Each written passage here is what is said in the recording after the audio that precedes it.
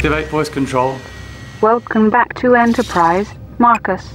Access granted. As you can see from this footage, Fusion Sport produces a range of technology solutions for professional teams, universities, schools, institutes of sport, and talent identification systems across the world. The technology uses a range of different sensors such as optical sensors, RFID, video integration, contact and impact sensors to enhance the daily training environment and testing environment for athletes and coaches.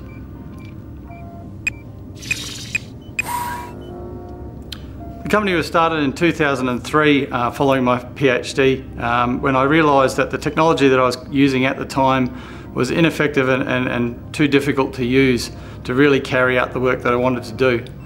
So when I returned to Australia from New Zealand where I was studying, my first objective was simply to make one of these systems so that I could then build a consulting company and take this forth and work with athletes as I wanted to do. During this process I met my business partner Douglas Moore, and the idea suddenly became a commercially viable option instead of just a one-off idea.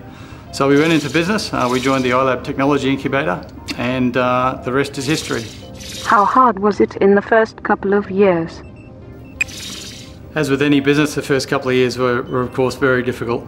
I was fresh out of university and really I knew very little about running a business. We had this great idea, and I vividly remember turning up to a meeting at the iLab Business Incubator and presenting my idea to a group of very wise men in the business sector, and they asked me did I have a marketing plan, to which I blushed and responded, what is a marketing plan?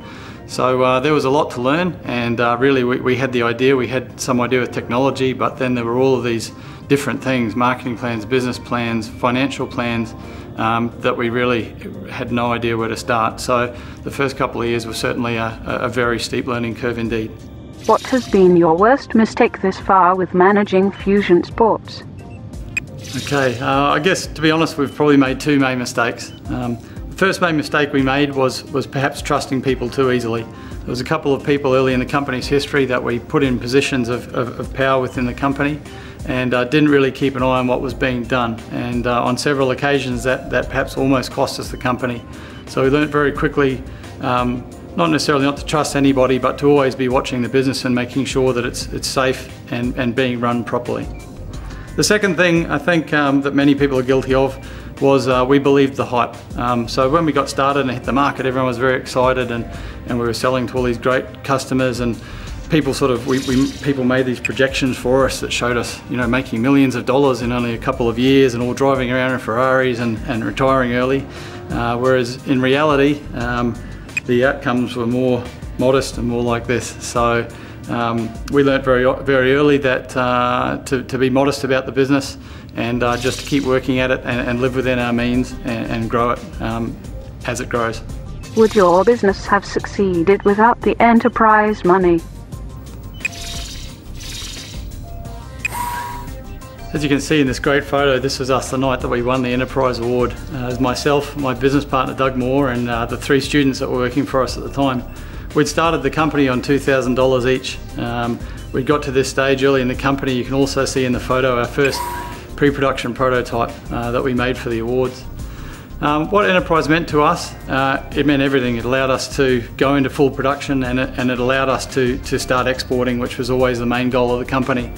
So about 4 months after this photo, we had our first sales. I was on a plane to the UK, and the whole ride had really begun. So to answer the question, would we have succeeded without winning the Enterprise Award? I would like to think somehow maybe we would have, but what the Enterprise Award did allow us to do was really accelerate that, and speed to market is everything. What might have taken us 3 or 4 years to get from that stage to where we were 6 months later would never have happened without the experience and without the money from the Enterprise Awards.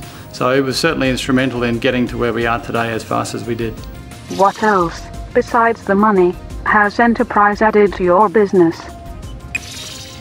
Besides the money, Enterprise did a number of things for us. I think the first thing it did was just entering the Enterprise competition made us take a really hard look at ourselves and our business concept, and really made us investigate whether or not this was a going concern. We had a great idea for a product, But as we soon discovered, there's much more to actually launching a global business that we had envisaged.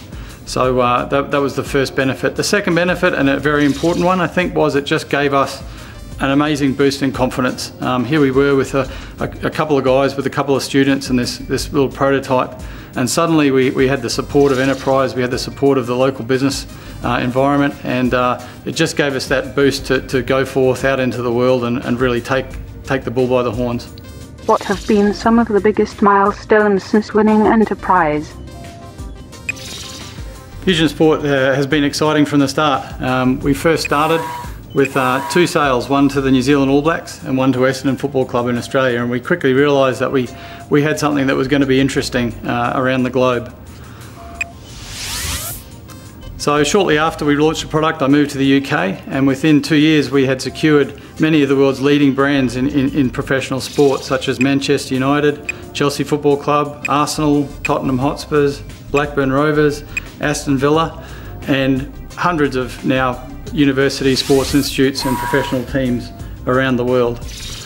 Another thing that's changed for us now is our global distribution network. We now have distributors in 21 countries, and almost every week we have an application for a new territory somewhere in the world. So Fusion Sport has now gone truly global. Something that's been quite exciting the last 2 years has been our entry into the US market. Obviously a key market for most businesses, and especially in professional sport. We've entered the US through these large combine testing talent identification events with large companies such as Athletic Republic and major brands like Under Armour and even Nike. In 2009 alone, we signed distributors in 11 new countries around the globe. By the end of 2010 or early 2011, we intend to have our entire global distribution network in place in every major country. The second goal we then have is to add products, and our R&D team are now creating many new products as we speak. We intend to release 2 or 3 new products every year at least, and build our product offering to be not just one product, but to be a complete business solution for our distributors. This will eventually secure our place as the true global leader in sports science technology. So, in short, the past has been very exciting for Fusion Sport, but the future is even more exciting. What advice do you give to future Enterprise applicants? The year we won Enterprise, there was one glaring difference between us and the other contestants at the pitch. We had 7 minutes to convince the audience of our concept and our business, and most of the other companies spent about 6.5 minutes telling us about their wonderful product and their wonderful invention.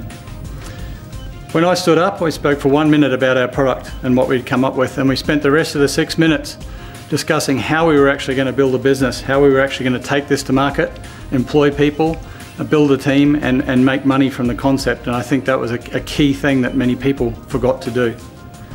In terms of general advice to the Enterprise entrants, whether you win or lose, I think back to the first business mentor I ever had, and some great advice that he gave me. He said, throughout the life of your business, you will fall down at least 10 times before you eventually succeed. And the simple thing, if you want to succeed, you just have to keep getting back up. And the people who keep getting up are the people who will succeed.